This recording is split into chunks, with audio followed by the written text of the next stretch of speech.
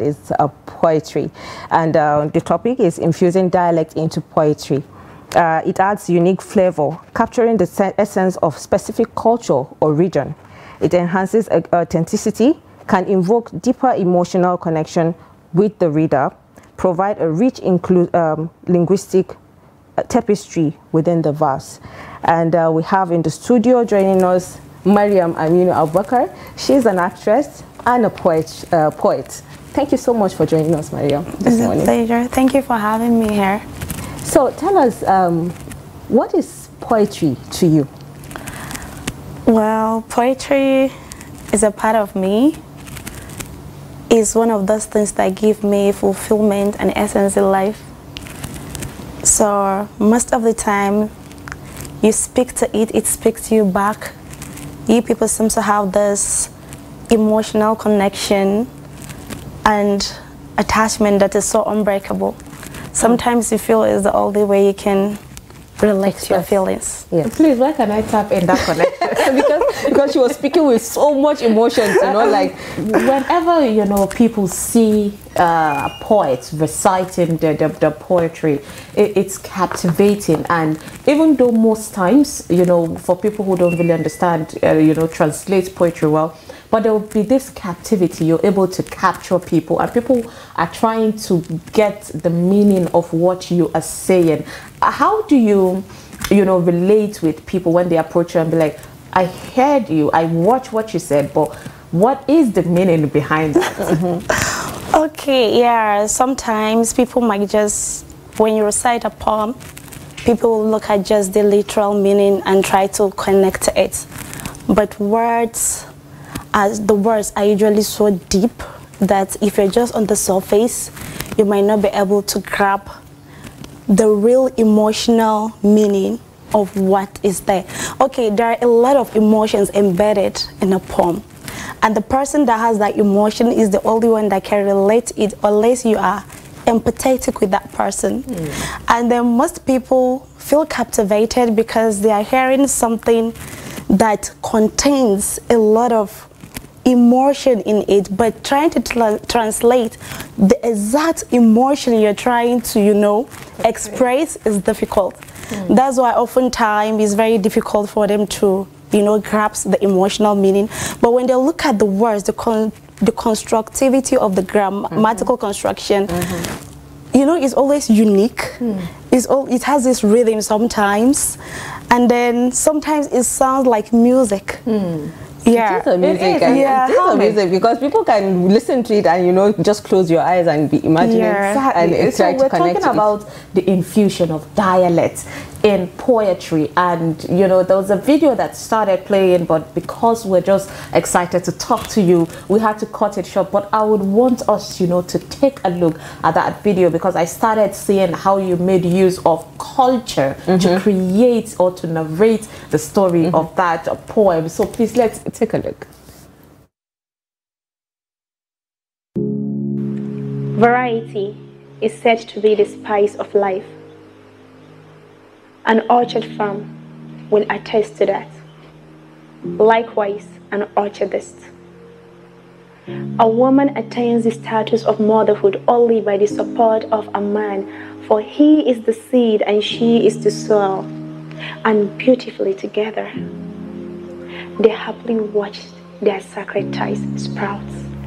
Immeasurably, they still depend on their mother for inflexibility and survival, for their demises are assured merely when uprooted from her, and upon her precious blessed surface so many others sprouted, proudly and delighted with no atom of biasness, she ensured their solidity.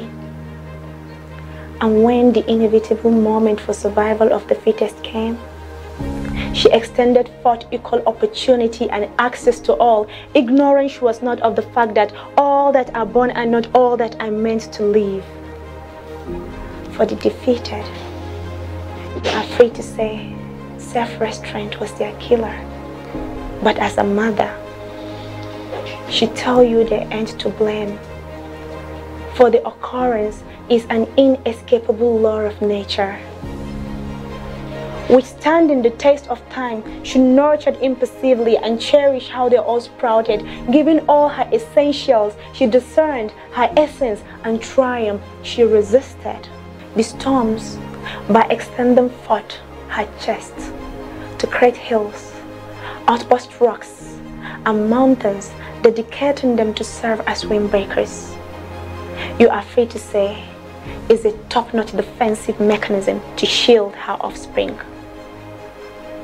Full of potency and vigor, she converted the shocks of erosion into waves of strength to the roots of her offspring, assuring them a sustainable future. Wholeheartedly, she gave her all to us, embracing with a smile the good and the bad fruits we yielded. Proud of our diversity, she cautioned. The dying ones should mulch the looming ones. The deep-rooted ones should be followed by the shallow-rooted ones. The taller ones should protect the shortest in cases of harsh weathers and climates. And in rare special moments, the feeble should give up for the strongest to ensure survival of the latter, and nature won't fail to appreciate your sacrifice. For in this I say, you'd see the beauty of togetherness, for beneath you are resiliently. For indeed, I said, we see the beauty of togetherness. Oh my goodness, it's beautiful. It is the storytelling, the videographic, everything. And I wish that we could play that video, the length of it, because it is captivating. I mean, right here we're battling with taking it off or coming back with the discussion, but it's so good to have you here to talk about these things. So when I first saw it, I was relating due to the topic, motherhood is religion. I was thinking it's about our mothers, but then you called it out, saying no, there is deeper meaning to it, because we now saw the flag of Nigeria. Walk us through the entire production of that amazing poetry. All right. Okay. I'm always a patriotic Nigerian, and I always have connection to human beings, to human feelings. So oftentimes I see and I hear the narratives about Nigeria and all of that, but I looked outside the box and I realized the best country in the world, the most beautiful country in the world, the most peaceful, ironically, is Nigeria. And my love for the nation just became stronger, and I feel I want to be that knight in the shining armor. When other people want to say things negatively, I will speak for her. And if you look at the peak of love within humanity, we have different types of love, aside the one for God, agape, and the rest, but the one for mother is always outstanding. So how can I bring the love Nigeria has given to us to the level of layman understanding to relate easily to it? So I conceptualize motherhood, because motherhood, you can't break the bond. No matter what, you can break the bond. You can compare anything with motherhood, the love in it. So Nigeria, I saw Nigeria in the whole context. Nigeria, I describe Nigeria as a mother that gave birth to every single indigent in Nigeria. Be you Yoruba, Igbo, Hausa, she doesn't care. You're her child. And she has given everybody that equal love and opportunity. The way it is our decision as the citizen of the nation. The way we decide to live among ourselves, to perceive things. Now, why do I link it with religion?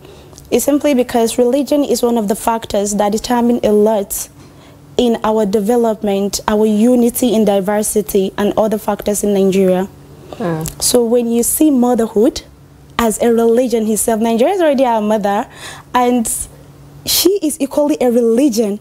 So if we could just see it as a religion we all practice, forget it. Just like before I said, before becoming a Muslim, you're a human first. Before becoming a Christian, a traditional worshipper, you're a human first. So Nigeria sees you as her child, and her religion to you is that motherhood. So it's an unbreakable bond. So in a nutshell, that's just what it means. That's a concept around this. Indeed, because you know the bond, like you said, between a mother and a child, it's unbreakable. You can't. So Nigeria is our mother. We are the children. So those people, Japa, better come back. This is your mother. You can't run away from your mother. So you know, the topic of discussion is actually infusing dialect into poetry. How has incorporating dialect into poetry contributes to the overall atmosphere of the poems that you put out there? All right, yes. Sometimes I wish I can speak all the languages in Nigeria. Though I have a project that is going to depict all that. I've been working on it for the past 2 years. So if I say I'm a Nigerian and I want to speak Igbo, by the time I say something like Kedu, let it sound like a real Igbo person. To an extent, I went as far as trying to learn French and all of that. That is because I really, really want to prove that I'm a Nigerian. Okay, now, if I speak more to you in your language, you will relate more with me, you will understand more with me. So for instance, something happened to you, if I'm not empathetic, I can't speak the language you speak, that connection will not be as strong as it is. So infusing dialects, mostly, okay, I might have one message, I want to pass it on to Nigerians. English is our lingua franca. Most people might not relate to the English language, but when I speak to you, for instance, in Hausa, and I empathize with you maybe over a certain situation, you will tend to appreciate that more because you can relate to it, you can understand it more than when I speak another language to communicate. So it's not sorry, you just made mention of Hausa, but you know, there, like we said earlier when we were discussing, we have 250 ethnicity groups in Nigeria, and so the language differs as well. So it's not just Hausa. Is it, like you said, you have a project coming up, and if you're expressing yourself, let's say in Hausa, and for those that don't understand Hausa, how would they get the message? Because I know the pictures tells a story, even to a blind person, like, sorry, a deaf or something, they can tell the story by looking at the picture. So how would they be able to connect or, experience what message you're putting out there if you're speaking in a particular language? Okay, yeah, just like I said, most of my projects are for Nigeria. Actually, my projects, I divide them into 3. First is all about the positivity of my country. I don't want to talk about the negatives. Every country has theirs, so we have a lot of blessings, favors of God. Let's talk about that, not always the negative thing. That's one. The second one is when crises, break out in certain places, like what's happening in northern Nigeria now, what's happening in the eastern state, what's happening as far as the Palestine. That has to do with emotion. You're expressing yourself because you're within the human race. You have to, sympathize with people when they're in crisis like that. Then the third one is about sending out my message to my fellow Nigerians, and that's why I told you I have a project. It's going to be just like one poem, but in all the Nigerian languages.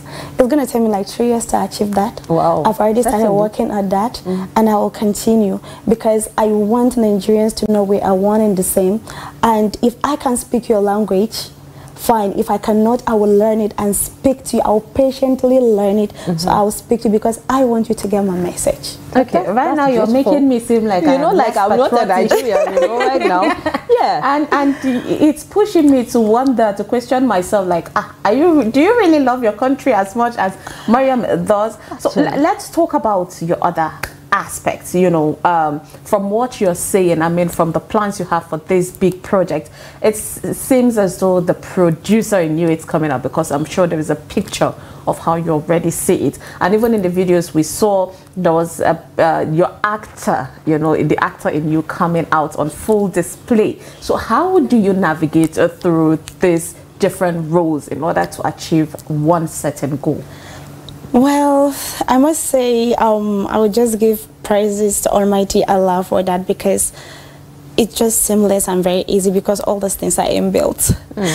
I didn't have to struggle, to try to make it real. I'm just being myself. It's just like you bringing the real you onto the surface. Just like most people now, you just can't pretend to be what you are not. Like I would always tell people that when you're scared, being scared brings the real you onto the surface. So I don't have to be scared to bring the real me. I'm always me. I'm always myself. So it was seamless. I don't struggle to just do it. Okay, so like Sumaya rightly mentioned, you know, the actor in you came out, especially with your videos. And well, we know that you've been an actress for a while. You know, you've acted in series like The Megida and, you know, some other movies, not just the series as well. How have you been able to incorporate your acting skills into your videos that you are shooting now, like the poetic ones, especially because we've seen that coming out, like she just said? How easy or how challenging has that been? Well, to be honest, I didn't even notice that there's supposed to be a challenge in that.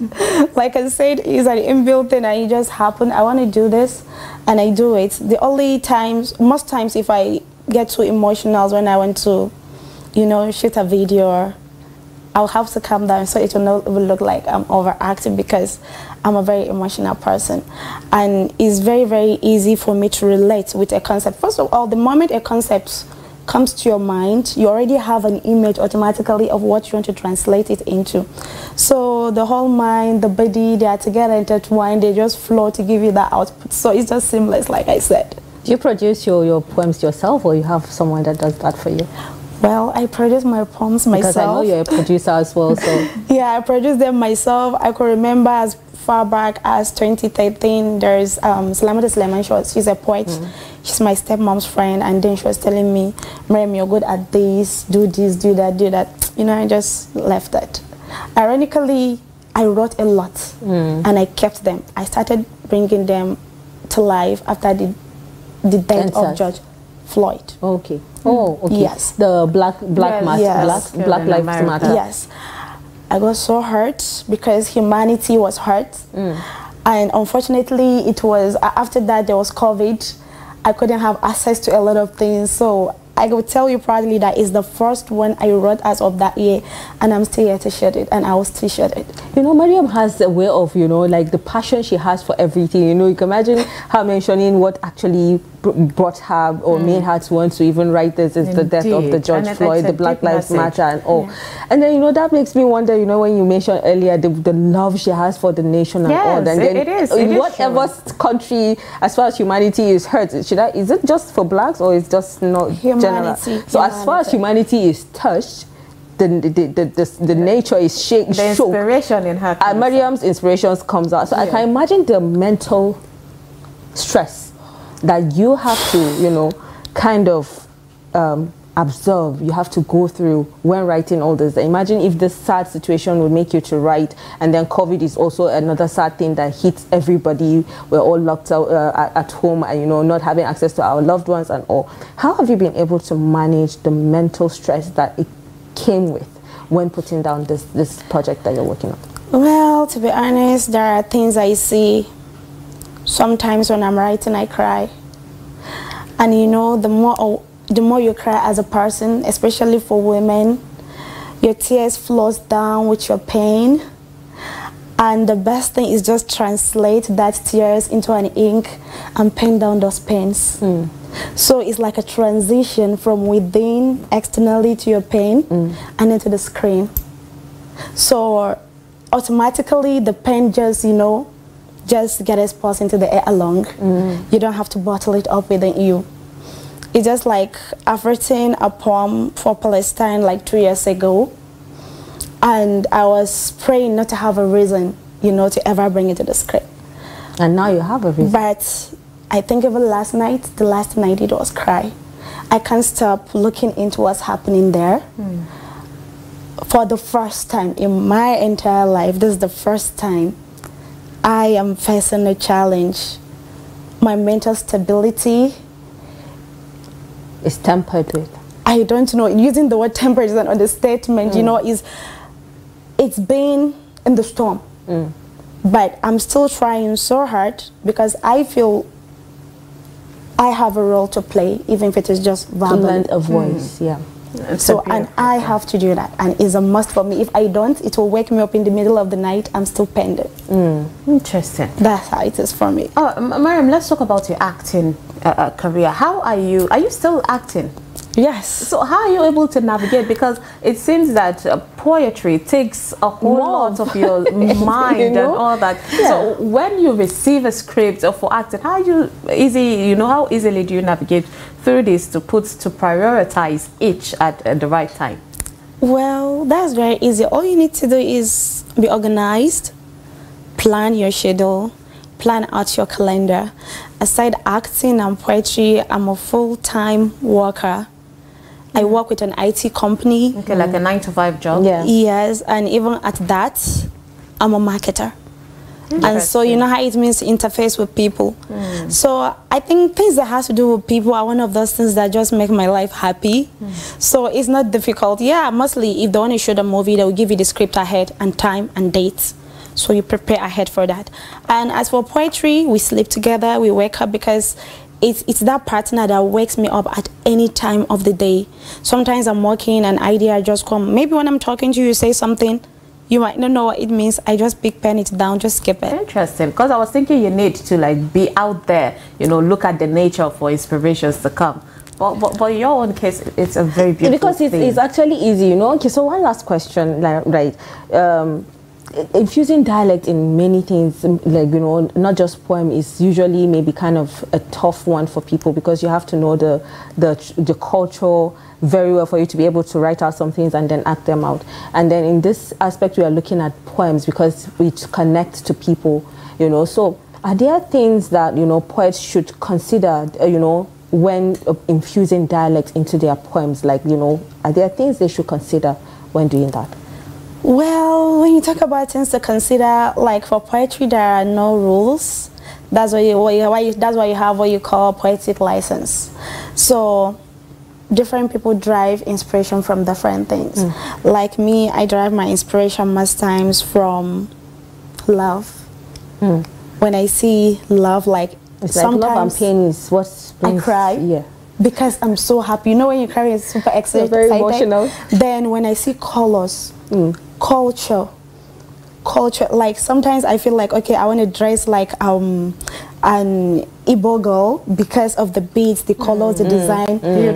Nature just comes with colors. So that can actually also help, because you are wearing their own traditional wear, but then you're speaking in maybe Hausa, and then you could, because why I said that is because I've come across, let's say Bagi people doing poems, people from Jos doing poems, people from Kaduna, different people from different culture into poetry, and then infusing their dialects even in their songs. And we don't understand that there's a way that you people tend to translate it. Maybe the second verse, maybe a translation of whatever you are saying in Hausa or whatever your language is. So Maryam, let's talk quickly on the languages. I mean, poetry in Nigeria, people don't even welcome it much, even though now everybody is finally realizing the importance of it in events and all that. So how are you able to, do you get, that should be how I phrase it, do you get people call you and say, we want you to recite a poem but in a dialect? Yes, I do. I had, there was one I did for Ministry of Information, Kano State, during the NSAS protest, and it didn't have much impact in the north, but few did. And then at some point it was beginning to get out of hand, and then hoodlums were hijacking the whole process. So there was need for me to talk to our youth, and I did, and I sent to them, and I think it was aired on Liberty TV in Kano, because the youth needed to calm down, listen, and so at the end of the day, they have no reason to regret, and it worked. Do you have more fans in Kano than other states? Why was it played just in Kano? Ironically, okay, yeah, like I said, it has less impact in the north, but we had a few over there.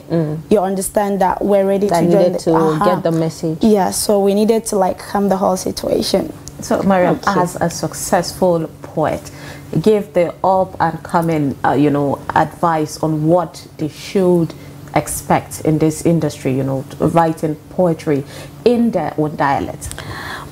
Okay, my first advice to them is just make sure that you're passionate about it. And then the only thing you should expect from something you're passionate about is fulfillment. Do not monetize it. If you do, you get disappointed, and along the line, you'll feel like giving it up. So there should be passion when you do what? Yes, you should just be passionate. Secondly, when you are speaking or reciting poetry in your dialect, you should know you are selling out your culture. A lot of people don't know about it, they will appreciate it. It's just like when she said we have over 250 something dialect. It's true. When I started with just Kaduna alone, I was shocked because we have a lot of beautiful cultures, beautiful dialects that we don't even know about. Indeed, indeed. Yeah. It's a very beautiful conversation, but because I didn't even want it to end. It's so fun, this. I didn't even want it to end. Thank you so much, Maryam Aminu Abubakar, a producer, actor, and a poet. Thank you so much for joining us. Thank you so much for coming, Maryam. Thank you for having me.